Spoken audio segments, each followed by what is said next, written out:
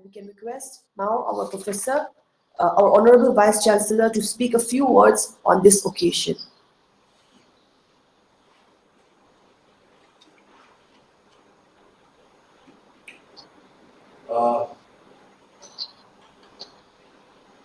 Thank you very much, Dr. Sylvia. Now, I'm happy to be associated with this inaugural function of the refresher course on the theme history and culture. Well, at the very outset, let me express my opinion that most of our colleagues who are participating in this refresher course are engaged in a very serious profession of teaching and research. And research, as all of us are aware, is going to,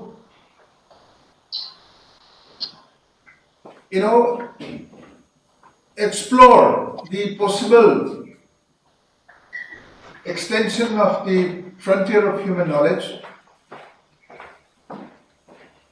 And the historical research, particularly, is very important because that is the way that the direction of future progress of the nation is going to take place. As a discipline, right from the days of Herodotus, is always an area of study, has always been an area of studies in which there has been constant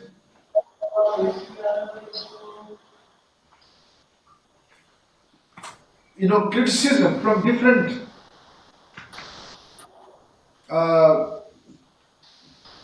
owners.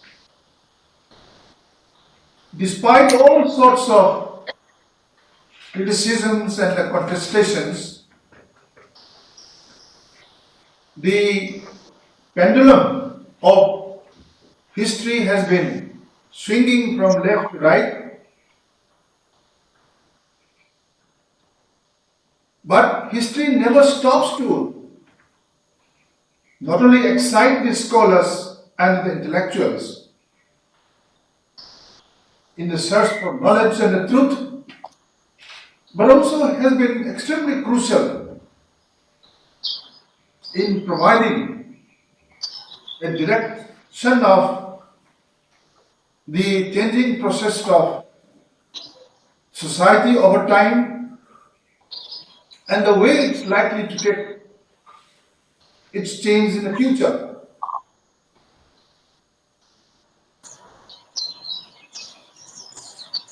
All of us are aware that so many new way of looking into the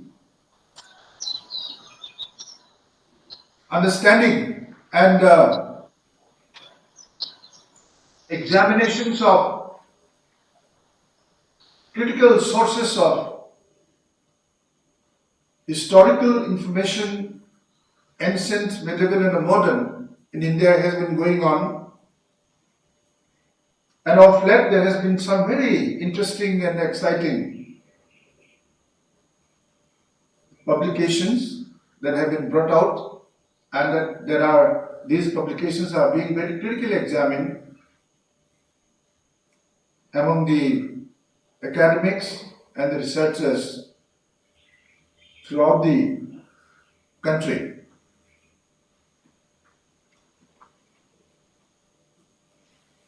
Now, coming back to the theme,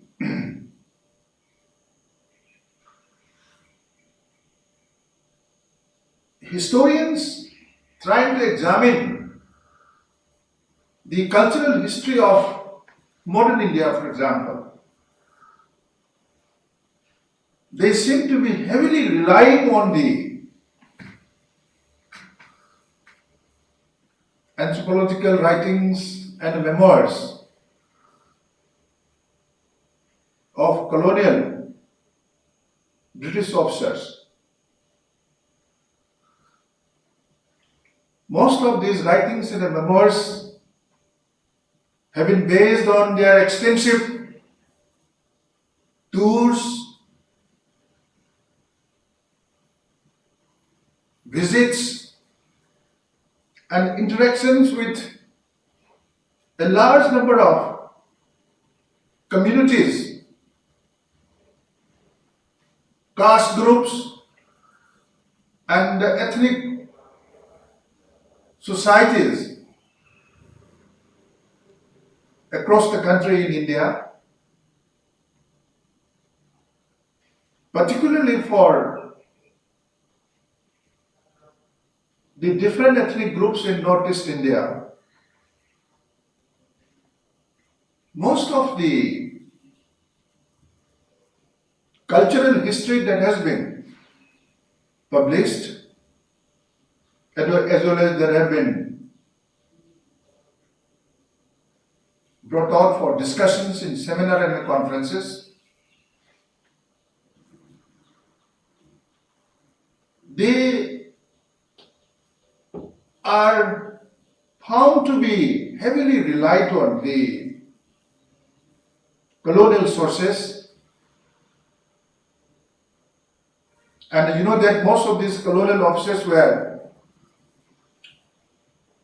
trained in Haileybury College in London, particularly in anthropology, social anthropology and cultural anthropology.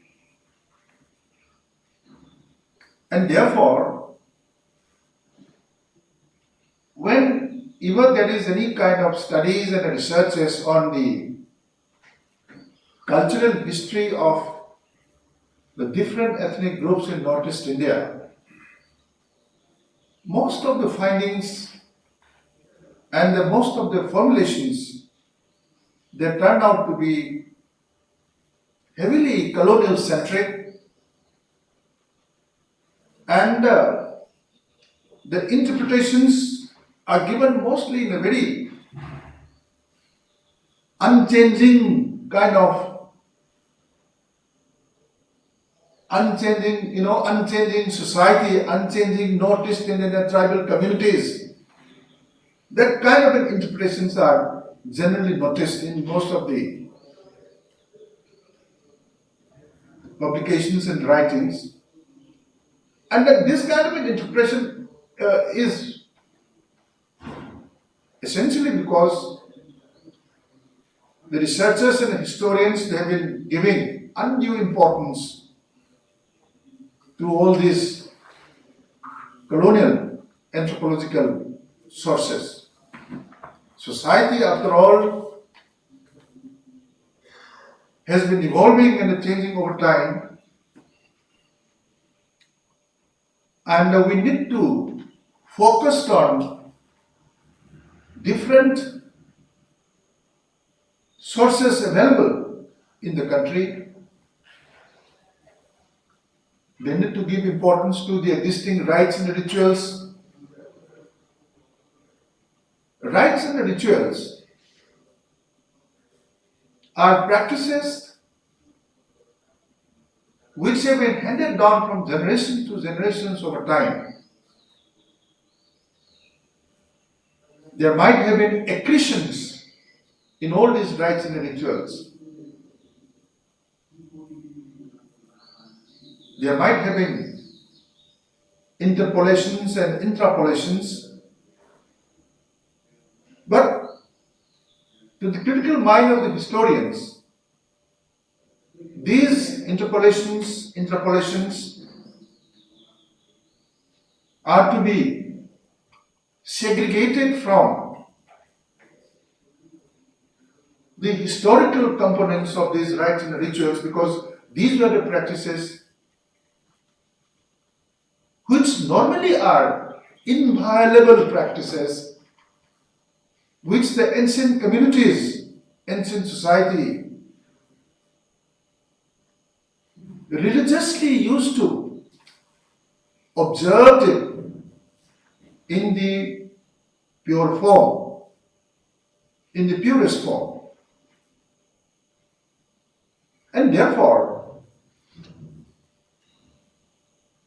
historians and other researchers in cultural history, they must not ignore these indigenous sources along with the available oral traditions. Oral traditions, for example, as we know through the writings of Van Sinan and others, these are also traditions which have been handed down from generation to generation. And over generations and over centuries, there might have been accretions in this area too, but nevertheless, to a critical mind of the historian, these accretions and the interpolations can be and will have to be segregated, and proper interpretations along in reference to other sources will have to be given. One unfortunate thing about many places, particularly among the lower caste and other tribal communities, is that with the advent of Christianity, most of the pre-Christian rites, rituals, oral traditions are normally not very much encouraged. Therefore, in many societies, these indigenous sources have gradually been ignored by the young historians and by the young researchers. Teachers of history and academics and historians, they need to give a re-emphasis, they need to re-emphasize in all these important sources. Another is the archaeological evidences. Archaeology in many parts of the country are still important, but in eastern India and northeast Indian hills, archaeology is also not given any sort of importance that they deserve to get it. There is a lot of venues for studying the archaeological evidences of the different ethnic communities across the region. The available stone monoliths,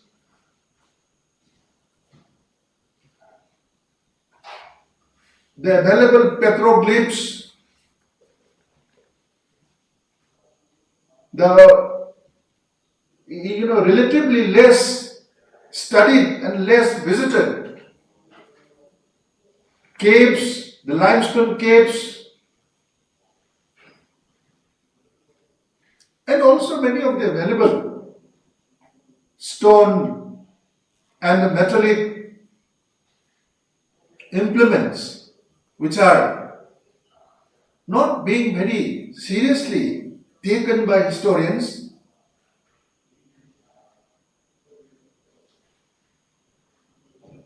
Are need to be re-examined. These sources, they need to be, re-examined. All the available ancient and medieval technologies of these tribes, agricultural implements, hunting tools, the compositions of all these are metallic as well as non-metallic tools and implements, along with other technologies of textile technologies, cooking and other hunting technologies, fishing technologies, traps, all these, they need to be used as important source of interpreting the medieval and ancient cultural history of all these communities, ethnic communities and tribes in Northeast, in particular the Northeast Indian communities. Therefore, this particular refresher course, I believe, is very crucial, and experts, resource persons who would be delivering lectures in this refresher course should be able to throw light on different aspects of the recent trends of writing the cultural history of the ancient past of these, say, relatively unstudied, unexplored communities in the frontier areas of Northeast India as well as in the frontier areas of other parts of the country. I believe that this refresher course should be able to stimulate the minds of the teachers of history, and I believe that teaching and studying of history, which has been taken as a very serious profession in different universities across the globe,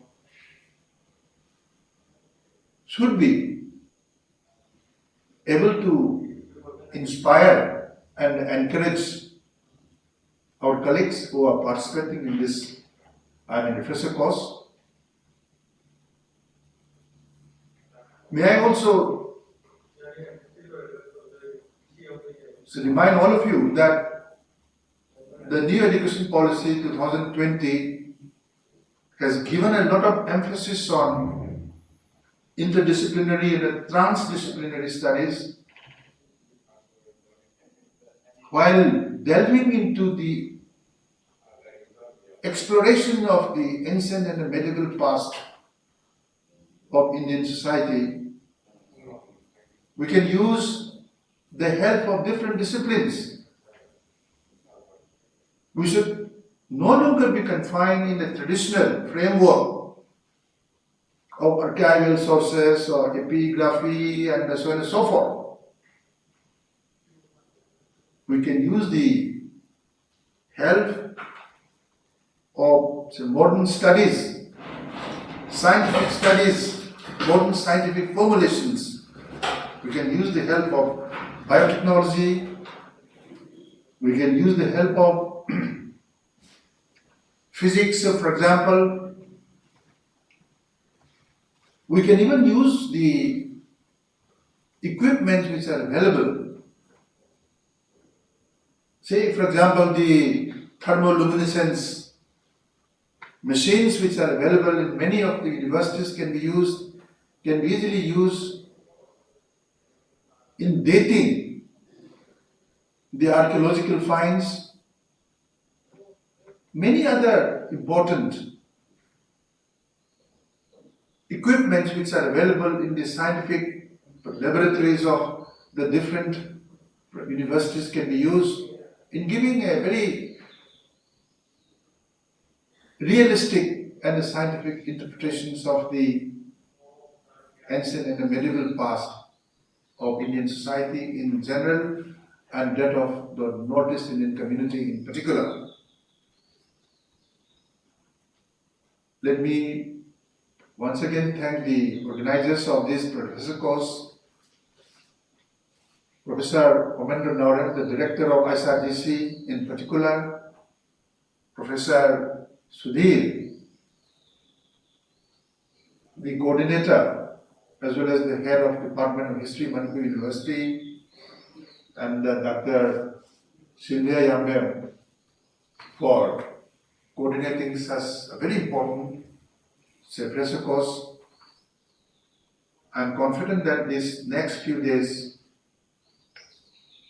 should be able to excite and stimulate the minds of our young historians and researchers who are participating in this pressure course. With these few words, I want to thank all of you. But before I conclude, let me also apologize to you all for being late in joining this online program. Thank you very much. Thank you. Thank you. Thank you, sir.